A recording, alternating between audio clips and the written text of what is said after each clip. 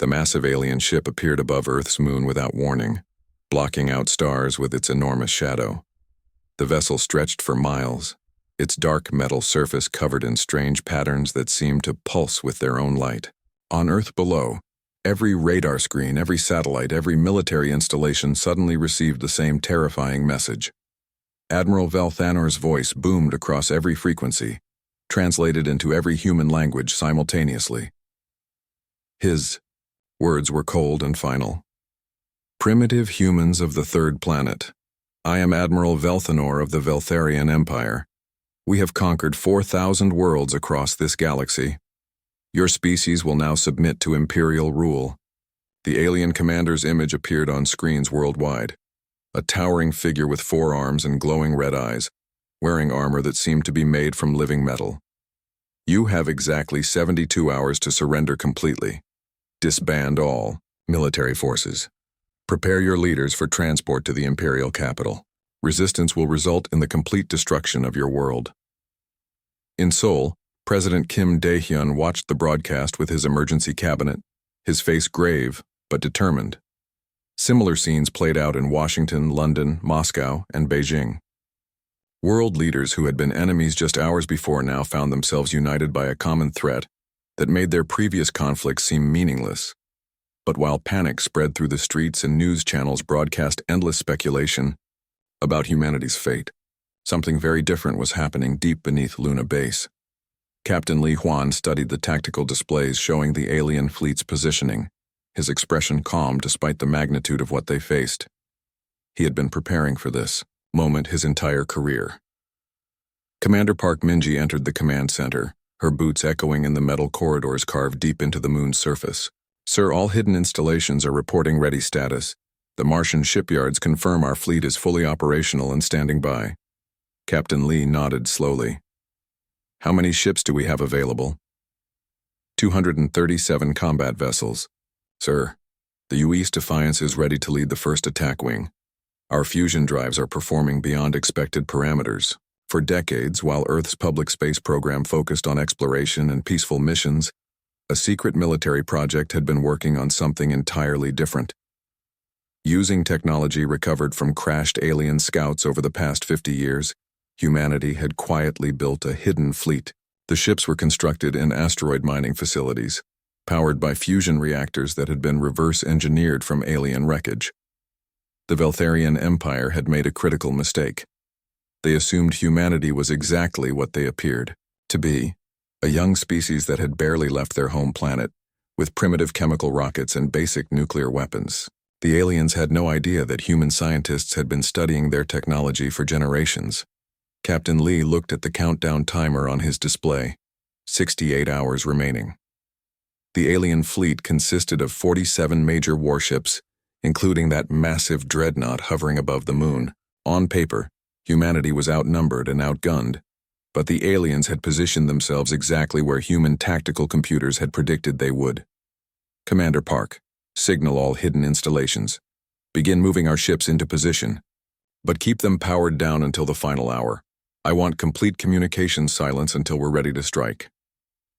Across the solar system, human ships began their silent approach. They emerged from asteroid belts where they had been hidden for years, from the dark side of planets, from the shadows of Jupiter's moons. Each vessel was painted in special coatings that absorbed radar and light, making them nearly invisible against the black of space. The ships themselves looked nothing like the sleek vessels shown in human science fiction.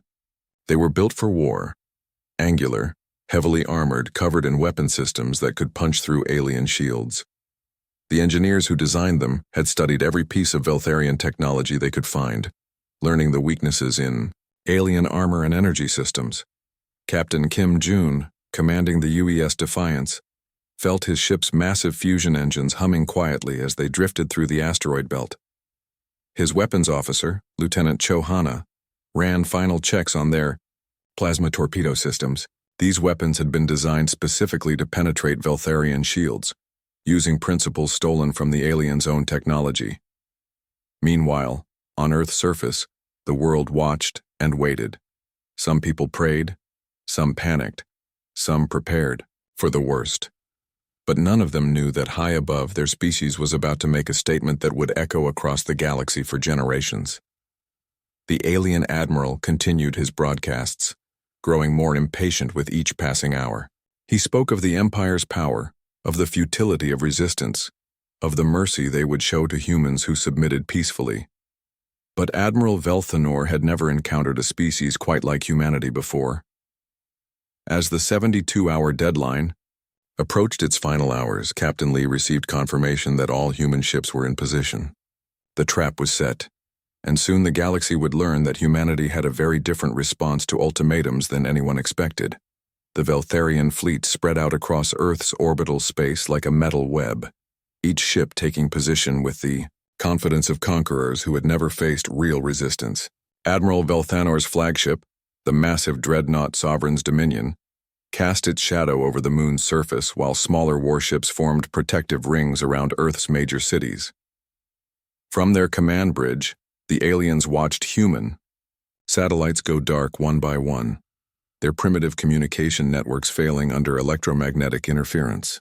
To the Veltharians, this looked exactly like what they expected, a frightened species shutting down their technology in preparation for surrender. They had no idea they were watching humanity's final preparations for war.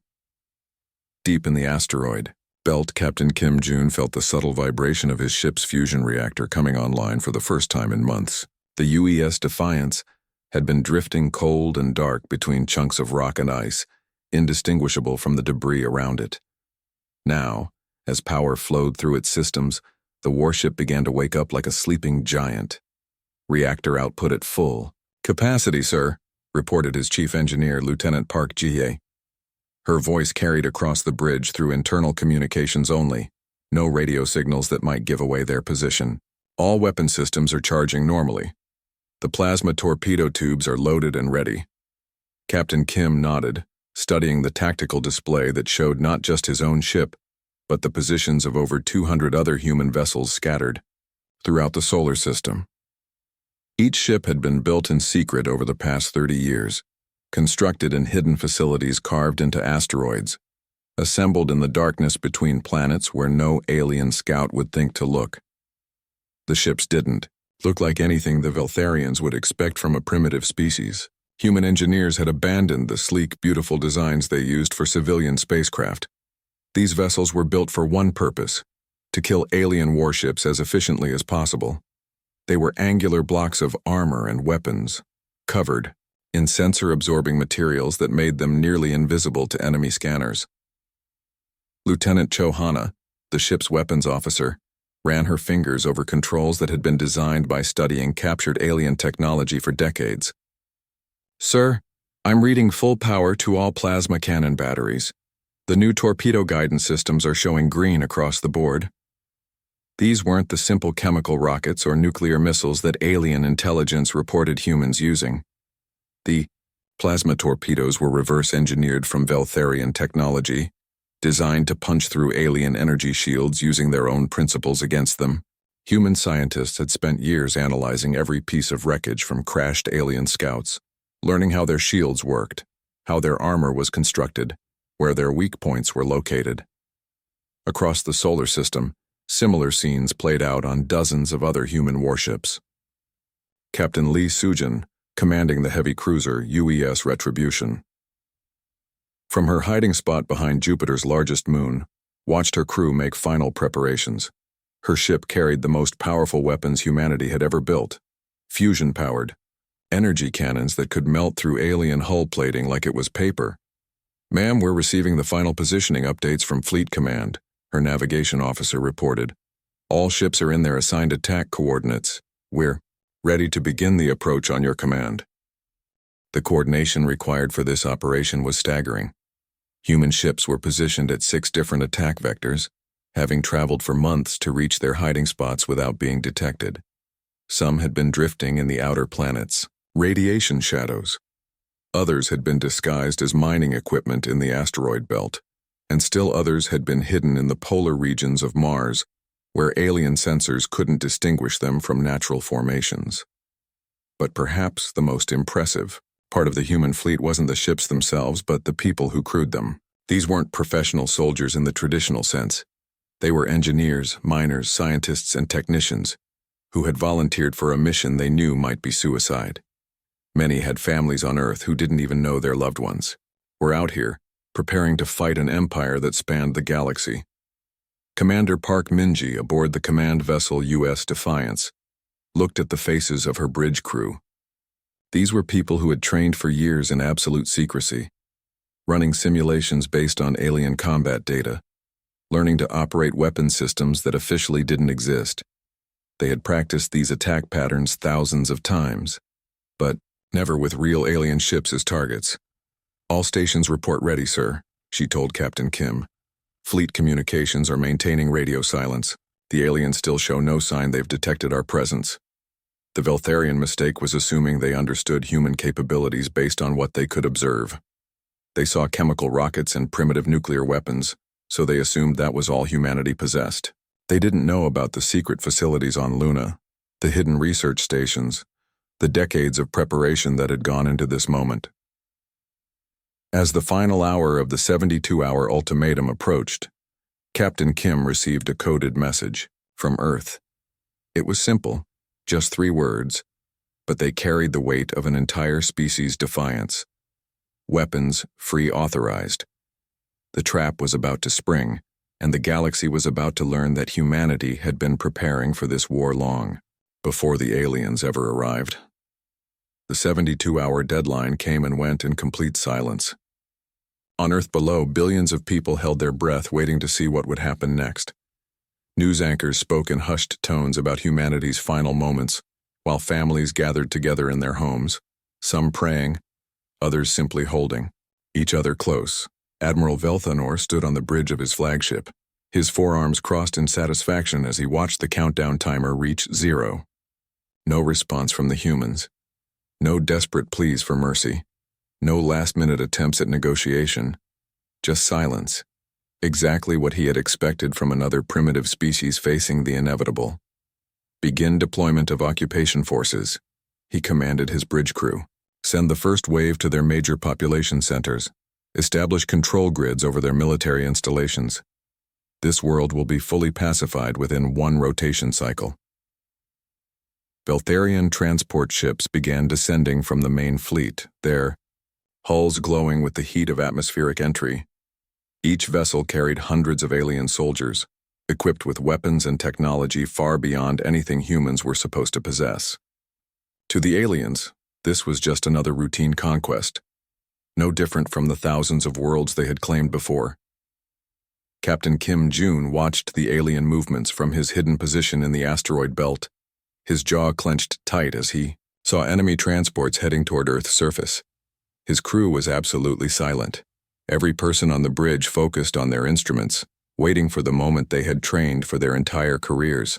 "Sir, we have confirmed targeting solutions on all primary enemy vessels," Lieutenant Chohana reported quietly.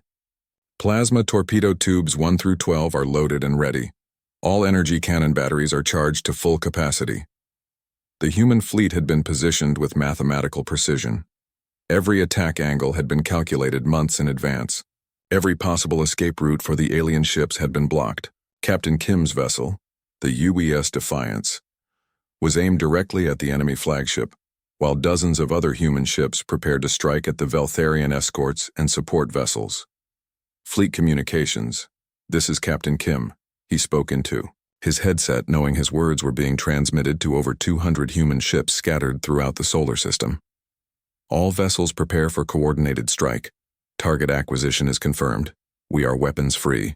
The response came back immediately from ships hiding behind planets, in asteroid fields, and in the shadows of Jupiter's moons.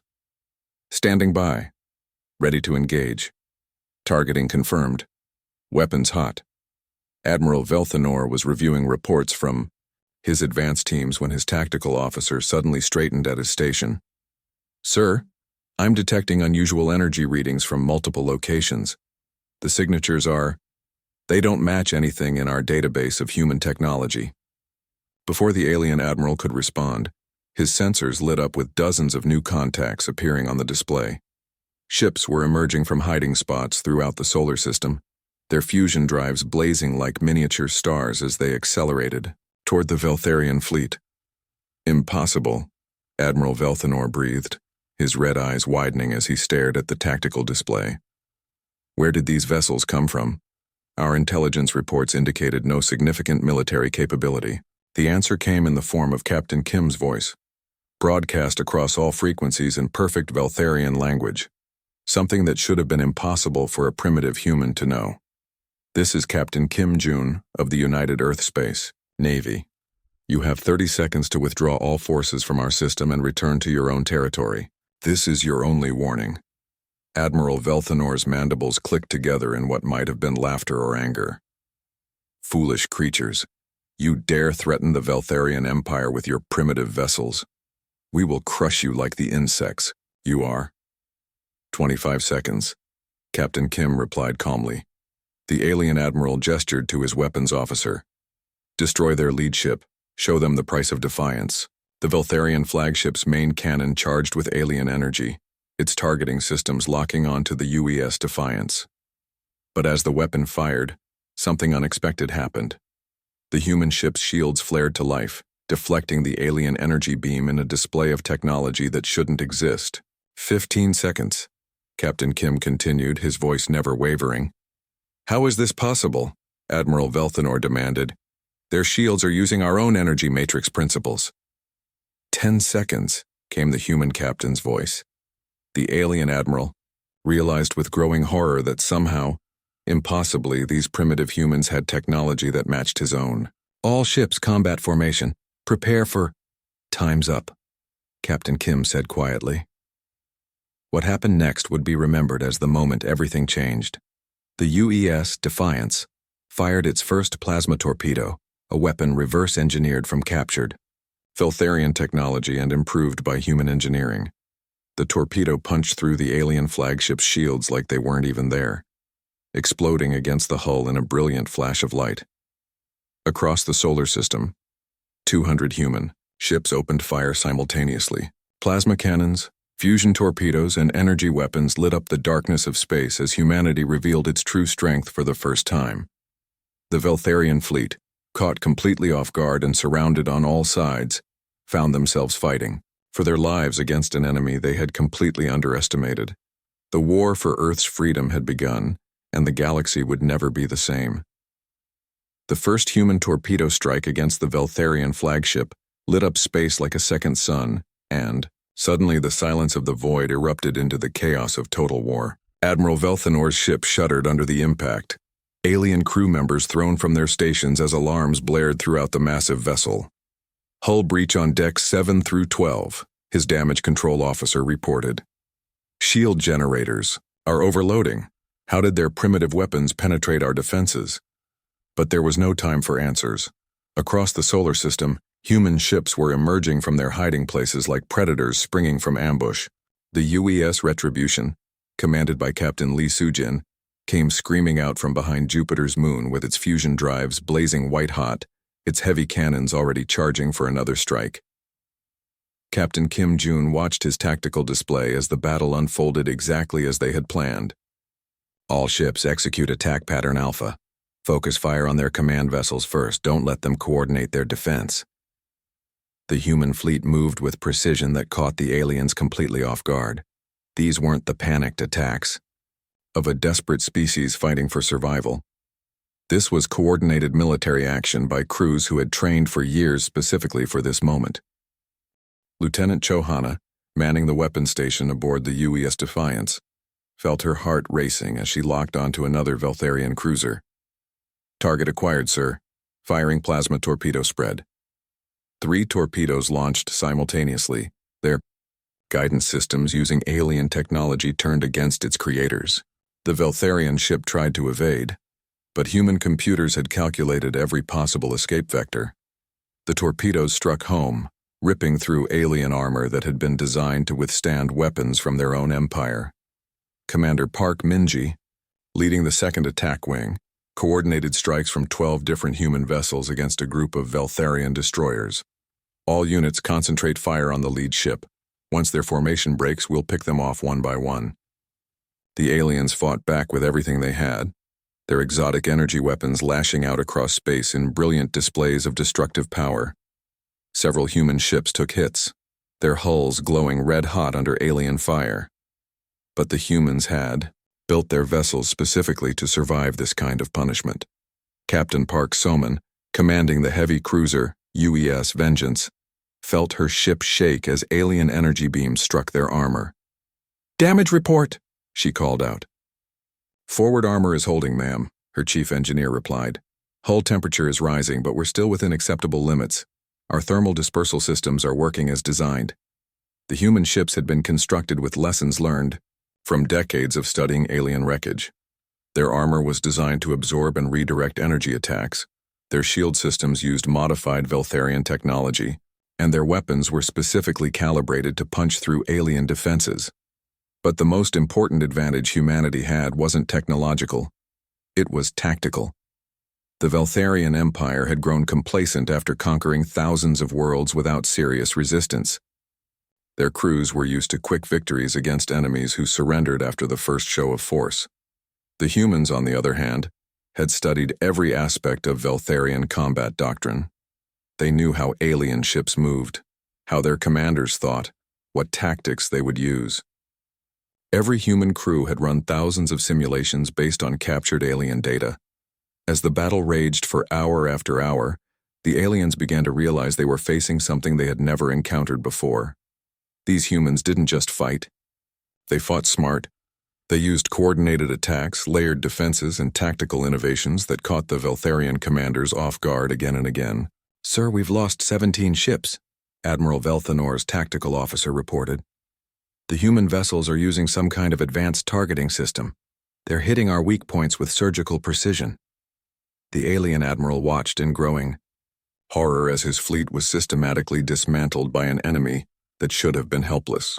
Human ships darted between his formations like sharks, striking at damaged vessels and then disappearing back into the chaos of battle before his guns could target them. Captain Kim coordinated the entire human fleet from his command ship, his voice calm and steady despite the intensity of the fighting around him. "Wing 3, move to support Wing 7. Wing 5, prepare for the final push against the flagship." Lieutenant Park Ji-hoon, aboard the destroyer UES Freedom, found himself in a one-on-one duel with a Veltharian escort ship. Both vessels circled each other, trading shots in a deadly dance that lit up the space around them. "Come on," he muttered, waiting for the perfect moment. "Just a little closer." The alien ship turned to bring its main guns to bear, exposing its engine section for just a few seconds. That was all Park needed. His plasma cannons fired in perfect sequence, the shots timed to hit just as the alien shields rotated. The enemy ship exploded in a ball of fire that briefly outshone the stars. As the 22nd hour of battle approached, Admiral Velthanor found himself facing a choice no Veltharian commander had faced in centuries. His fleet was broken, his ships were burning, and the humans showed no sign of stopping their relentless attack. The empire that had conquered 4,000 worlds was about to lose its first battle to a species they had dismissed as primitive. The explosion of Admiral Velthanor's flagship lit up the solar system like a dying star, marking the end of the Veltharian Empire's first military defeat in over 3 centuries. The massive dreadnought, Sovereign's Dominion, broke apart in a cascade of light and debris, taking with it the alien admiral's final transmission, a warning that would echo across the galaxy for generations to come. "These humans fight like nightmares," were his last words, broadcast on all frequencies as his ship disintegrated around him. Captain Kim Jun stood on the bridge of the UES Defiance, watching the alien fleet survivors limp away from Earth's solar system. Of the 47 Veltharian ships that had arrived to demand humanity's surrender, only 12 remained functional enough to make the journey home. The rest floated as twisted wreckage among the asteroids, or had been completely vaporized by human weapons. "Sir, we're receiving surrender requests from the remaining alien vessels," Lieutenant Cho Hana reported. "They're asking for safe passage out of the system." Captain Kim nodded slowly. "Granted. Let them go. They have a story to tell, and the galaxy needs to hear it." Within hours of the battle's end, news of humanity's victory began spreading through the galactic communication networks. The story seemed impossible at first. A primitive species had not only resisted the Veltharian Empire, but had completely destroyed their invasion fleet. Many alien civilizations dismissed the reports as propaganda or mistakes in translation, but as more details emerged, the truth became undeniable.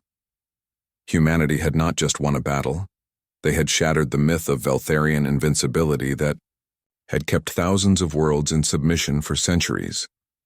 On the planet Korvax in the Andorian sector, a species called the Thylorians received the news with growing excitement. They had been under Veltharian rule for over 200 years, their resources stripped away to fuel the Empire's expansion, their people treated as little more than slaves. "Is it really true?" asked Elder Thys, leader of the underground resistance movement. Did these humans actually defeat an entire Veltharian battle fleet? The answer came in the form of detailed sensor logs captured by long-range monitoring stations throughout the galaxy. The Battle of Sol had been recorded from multiple angles, and the footage was spreading from world to world faster than the Empire could stop it. Back on Earth, the celebration was tempered by the knowledge that this was only the beginning. Captain Kim, now promoted to Admiral, stood before the United Nations Emergency Council to address the leaders of humanity. "We've won this battle, but the war is far from over," he told them. "The Veltharian Empire spans thousands of star systems. They'll be back, and next time they'll come prepared for a real fight." President Kim Dae-hyun leaned forward in his chair. "What do you recommend?" "Admiral, we don't wait for them to return," Admiral Kim replied. "We take the fight to them, but we don't do it alone." The plan that emerged over the following weeks was ambitious beyond anything humanity had ever attempted. Using the communication frequencies captured from Veltharian ships, Earth began broadcasting to every corner of the galaxy. The message was simple but powerful.